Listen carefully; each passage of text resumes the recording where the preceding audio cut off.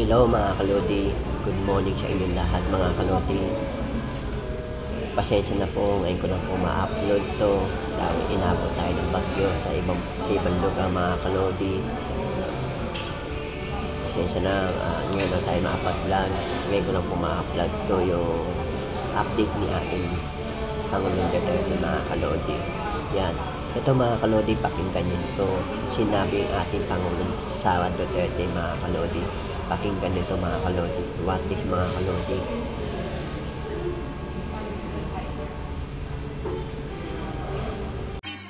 Bakit nandito tayong lahat? Para kay Tatay Digong! Para sa bayan! Para sa isang Pilipino na pilitang kinuha doon sa Tama!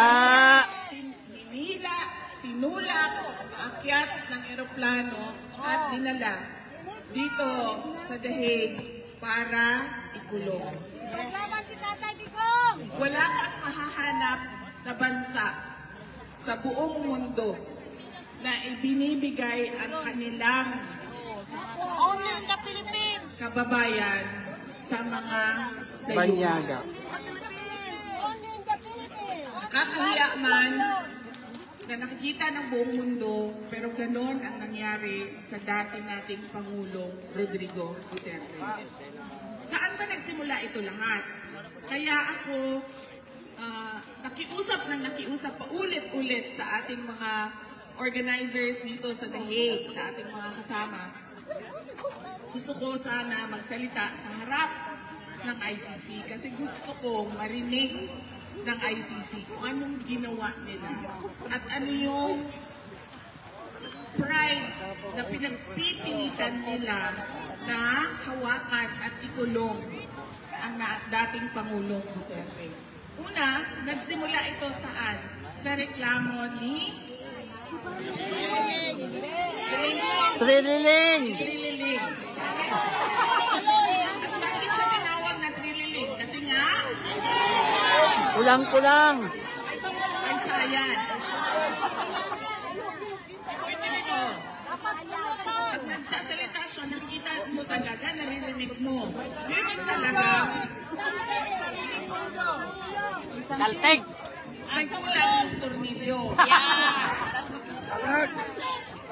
Saan niya pinase yung kanyang paghain ng reklamo? Doon kay Las Cañas at kay Bato-bato! Bato-Bato. Na lumabas doon sa investigation, si Las Cañas ay merong kasong perjury o pagsisinungaling under oath. At paano mo pa nasabing na isa pang sinungaling si Las Cañas? Noong i-imbestiga sila at nagsasalita si Las Cañas, hindi niya kailanman nabanggit ang pangalan ko na kasama o may alam o kaparte ng DDS. Pero kung maalala niyo, noong 2022, nanalo akong Vice Presidente. Anong sabi ni Las Cañas? Kasali na yan si Inday Sara Duterte sa DDS. Sabi niya, mas matindi pa yan kay dating Pangulong Rodrigo Duterte. So nakikita ninyo na ayaw nila na merong Duterte na umuupo bilang presidente o bilang vice presidente. Kasi takbo. Yan yung witness ni Trillanes. Takot sila ma! Gusto yung katarantaduhan nila! Meron ba? Nakikita natin yan. Ngayon, nakikita natin ang mga ginagawa nila. Yung isang witness nila, si Bato-Bato, nandun din sa Senate investigation. Pero anong sinabi? Meron din. Kasi pala, it takes one to know one. So kung Trililing yung nag-file ng kaso, ang witness niya ay may sayad din. Diyan nagsimula ang complaint. Sino ang, kinsa ni Segunda? Sino ang sumunod? Ang Mainstream? Yeah. Ano sabi nila? 30,000 dead. Then nagsimula sila sa 12. Umakyat sila sa 15,000. Umakyat sila sa 30,000.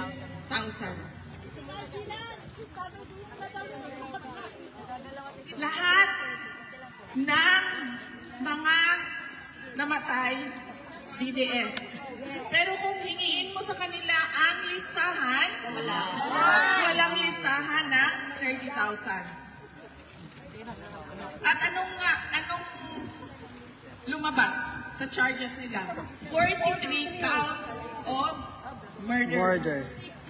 Kaduda-duda pa yung ibang sinasabing biktima. Dahil hindi masabi kung totoo nga na sila ay biktima ng EJK. Alam ng ICC na ganyan ang estado ng kaso. Pero pinilit pa rin nilang kunin si dating Pangulong Rodrigo Duterte. Hindi na nila makuha yun eh. Pero ano nangyari? Binigay siya ng administrasyon ni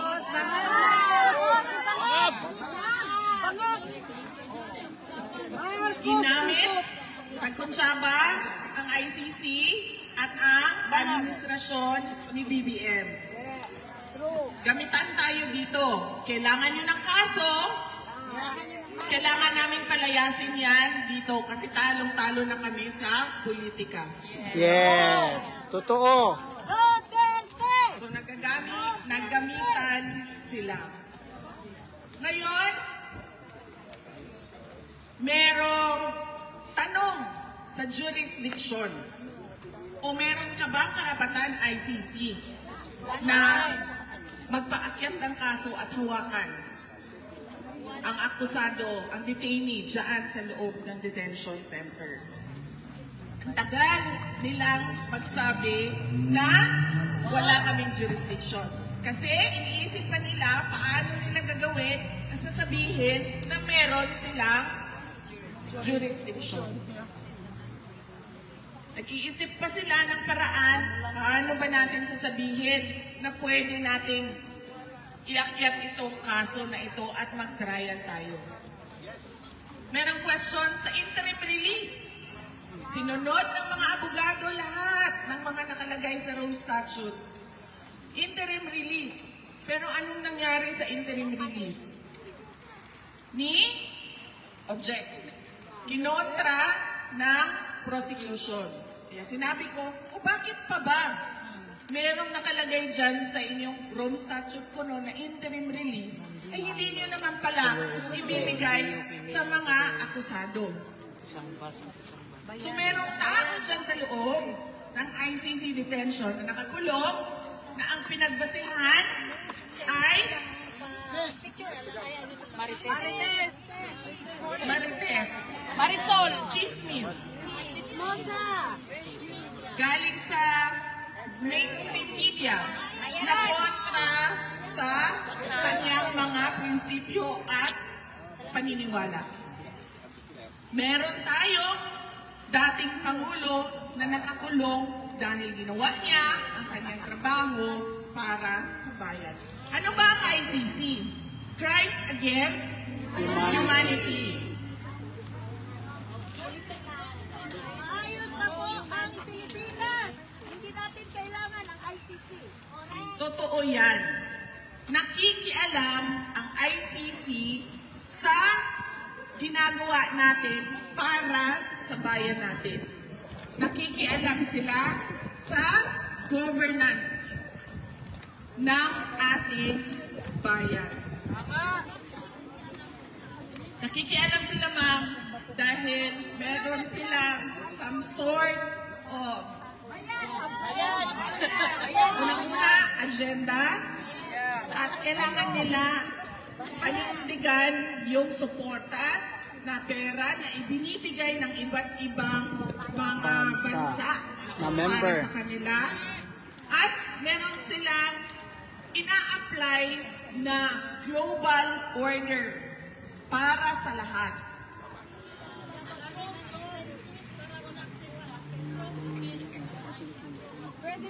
nakikialam sila sa pagpapatakbo o sa gusto ng mga sariling Pilipino para sa kanilang bayan o sa Pilipinas. Hindi, ma'am. Kaya tayo nandito kasi gusto natin sabihin sa ICC. Bitawan nyo na yan. Yes! Huwag nyo kaming pakialaman. Yes!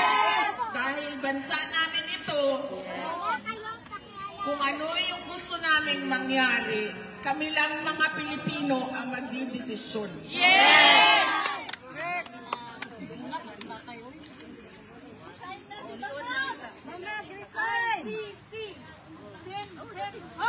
Yes, ma'am. Yan ang sinabi ko sa iyo. May collusion. Pinag-usapan na ng ICC. Kailangan namin ng kaso. Alam niyo ba, isa na lang ang kaso sa loob ng ICC. Ang kaso na lang ni dating Pangulong Rodrigo Duterte. Kaya hawak-hawak. Pilit na pilit sila. Politics! Na hawakan yung kaso. Kahit na sabi ko, sino ba ang witness niyo? Isang tao na convicted ng perjury at isang tao na sinabing may sayad talaga.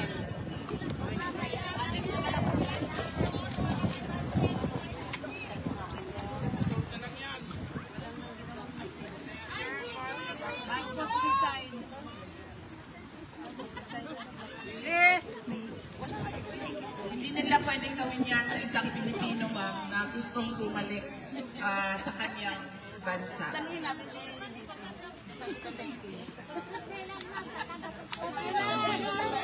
Sa Davao City, ma'am, tatanggapin namin. Yes! Sa Mindanao!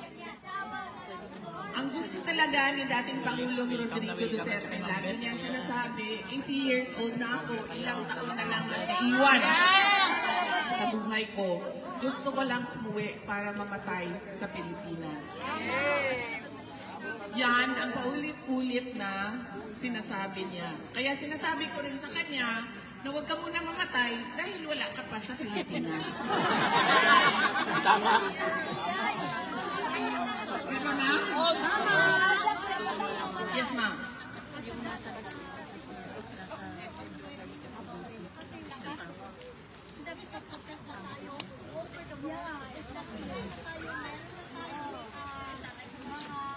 Ay, puisi. Parang hindi tayo pinakikinggan ng mundo. Ano ang dapat namin gawin? Gitayin si Bangag. As a Dutch citizen, ma'am, pwede ka sumulat sa Dutch government. Bakit kayo may participation sa pagkuha ng aming dating Pangulo? Pinapasok ninyo dito sa inyong bansa, nakita ng lahat ng buong mundo na tinulak siya sa eroplano. Pero pinapasok ninyo dito sa inyong bansa kahit walang passport. Yes! Hindi pwedeng gawin yan. Last week ko kasi nasabi ng ni spokesperson na Attorney Claire Castro na sa inyo daw nanggagaling yung fake news tungkol doon sa kay Paulo Tantoco. Ano pong niyo doon, comment niyo doon sa mga lumabas na balita po sa US? Hindi po sa akin galing yung autopsy report, no? Galing po yun sa Los Angeles County na autopsy report at nakalagay talaga doon na drug overdose o cocaine, effects of cocaine ang kanyang rason sa pagkamatay. At bago yan, meron ding lumabas na ano ba tawag nito? Report. May lumabas na report na galing din sa local government unit ng Los Angeles yung pag-imbestiga sa pagkamatay ni Mr. Tantoco. Opo. Yung nga pong lumalabas ngayon, parang ang nangyayari, parang sa inyo daw po yata lumabas yung gano'n na parang pinalalabas siya na fake news, ano? Kaya yung inilabas ninyo, kaya ngayon, sabi nila yung mga lumabas na report is tampered daw yon. Inedit daw po yun at mayroon silang pinapakita ngayon na yung kopya na yun daw yung totoong report. Sandali sir kasi kailangan mo ako bigyan ng Yeah, context. Totoong report ng autopsy, sir. Yeah. Mabibili po, pwede pong mag-request ang lahat ng tao sa Los Angeles County ng copy ng autopsy report. At pwede pong ma-check ng lahat kung totoo o hindi yung sinasabi ko base sa official copy. Yeah. Huwag na natin basihan yung kopya na hawak ko. Kumuha na lang tayo ng bagong kopya doon sa Los Angeles. Okay. Message po ninyo sa mga kababayan natin nandito at saka sa iba't ibang panig ng mundo na nanonood dito sa live streaming. Nagpapasalamat ako sa ating mga kababayan sa kanilang patuloy na pagsuporta kay dating Pangulong Rodrigo Duterte, sa kanilang patuloy na pananawagan na siya ay ipauwi na sa Pilipinas, sa patuloy nilang pagdarasal para sa kanyang kalusugan at sa patuloy nila na pakikipaglaban sa administrasyon ni Pangulong Marcos sa ginawa nila na extraordinary rendition kay Pangulong Duterte at syempre sa pagkontra sa ICC dahil dito sa kaso na wala namang ebidensya. Maraming pong salamat. Ma'am, pwede pa abol? Okay. Sige, si Anton sa Isimenay. Thank you, ma'am. Magandang Ganyan tanghali mo, po. Sorry sa... Ma'am, sinasagawa ngayon ang Free Rally Duterte dito sa The Hague, then Metro Manila and Davao City. Bakit hindi dapat tumigil ang Pilipino sa panawagan na dapat palayain si dating Pangulong Rodrigo Roa Duterte? Oo. Una-una nagpapasalamat ako sa ating mga kababayan na nandito ngayon sa The Hague. Marami ang nagbiyahe at marami ang wala pang tulog. At lahat ay gumastos ng sarili nilang pera para ipakita ang suporta nila kay dating Pangulong Rodrigo Duterte. Bakit hindi natin tigilan yung pananawagan natin na injustice na ginawa sa kanya? Dahil dapat makita ng buong mundo kung ano yung collusion na ginagawa ng ICC at ng administrasyon ni Pangulong Duterte. Nagpapagamit ang ICC sa administrasyon ni Marcos at si Marcos naman ginagamit niya ang ICC para malayo, makulong o mawala si dating Pangulong Rodrigo Duterte sa ating bansa. Kasi kung maalala ninyo, bago siya dinala dito sa The Hague ay si dating Pangulong Duterte ang foremost staunch critic ng administrasyon ni Marcos. At para sa kanila, ayaw nila ng merong oposisyon o ayaw nila na merong kumukontra sa kanila. At hindi nila naiintindihan na ang essence ng demokrasya ay ang pag-alaw o pagtugot sa pagpayag na merong oposisyon o na nasasabi ng ating mga kababayan kung ano yung mga mali sa tingin nila na ginagawa ng administrasyon. Thank you, ma'am. Additional po, ma'am. Meron pong iba't ibang issue ngayon ang tila kinokonekta sa mga Duterte. Kaya ng missing sa Bungiro case. And then, sa tingin po ninyo, ma'am, hakbang ito para matabunan ang tunay na mga issue na kinakaharap ng bansa? Yes, oo. Matagal mo na sinasabi yan. Noon pa lang kinestyon ni dating Pangulong Rodrigo Duterte ang kapasidad ni Pangulong Marcos kaisipan niya dahil sa kanyang alleged drug addiction at cocaine use ay hinabol-habol na nila si dating Pangulong Rodrigo Duterte. Noong kinestyon ni dating Pangulong Rodrigo Duterte ang mga blanco sa budget na pinirmahan ng mga members ng bicameral committee at ng presidente ay tumindi yung kanilang pagpapanigurado na hindi na makapagsalita si dating Pangulong Rodrigo Duterte. That is stifling dissent and that is not democracy. po. Ma'am, may tatanong po ako sa inyo. Ano, kayo po nakikita po kayo ni dating Pangulo. Kumusta po yung talagang yung totoong kalagayan po niya, yung kasi meron na mga espekulasyon na butot balat na daw po siya, na hindi na daw umiinom ng gamot. Kayo po makakapagsabi dito dahil kayo po ang nakakakita sa kanya talaga sa detention fence na nakakausap. Totoo yun. Sinabi ko na dati, no, hindi nyo pa siya nakita ng ganito siya kapayat. So, payat talaga siya. Pero hindi naman siya yung payat na malnourished dahil merong medical officer na nakatingin sa kanya at sa kanyang kalusugan at kalagayan. So, hindi siya nanghihina kasi kumakain naman siya. Pero payat siya.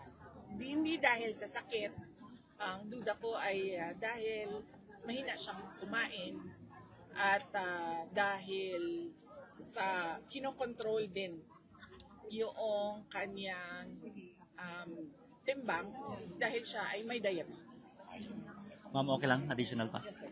Ma'am, sinisisi po ngayon sa Dolomite Beach ng Duterte admin ang baha doon sa Maynila.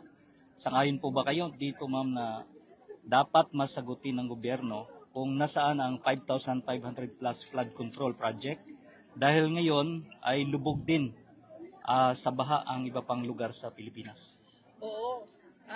Dapat kasi ang gobyerno, kapag merong reklamo o merong mali silang nakikita, hindi sila nagtuturo ng ibang tao. Ang gagawin nila ay sasabihin nila sa mga tao. Ang gagawa namin ng paraan na hindi na babaha dyan sa lugar ninyo kapag merong malakas na ulan o merong bagyo. Ganon ang tamang governance at ganon ang tamang pagpapatakbo ng gobyerno. Hindi yung kapag merong nakitang mali ay magtuturo ng ibang rason o magtuturo ng ibang tao. Okay lang, ma'am. Yes, sir. Thank you. Ma'am, last issue. Other issue po. As you stand on online gambling, usap-usapan po ito ngayon, ma'am, sa Pilipinas, since marami na po ang naiingganyo dahil pinopromote po ng mga artista o influencer. I am against online gambling. So, hindi ako sang-ayon sa lahat ng klase na pagsusugal online dahil hindi nakokontrol ng mga magulang ang access ng kanilang mga anak dyan sa internet. At napakadali, ginawang pinakamadali ang magsugal sa online para madaling makuha ang pera ng mga tao. At pag ikaw ay nalulong na dyan sa online gambling ay nagkakaproblema na ang pamilya dahil nalulubog na sa utang yung mga kababayan natin. Kaya okay ako sa regulated na gambling na hindi lahat nakakapasok doon at hindi lahat nakakasugal. Pero kapag nilagay mo siya online na hindi na natin nakukontrol kung sino yung makapagbukas ng account para magsugal, ay hindi ako sang-ayon doon dahil nakakasira ng pamilya yon at nakakasira ng kinabukasan ng kabataan. Okay. Last, ma'am, okay lang?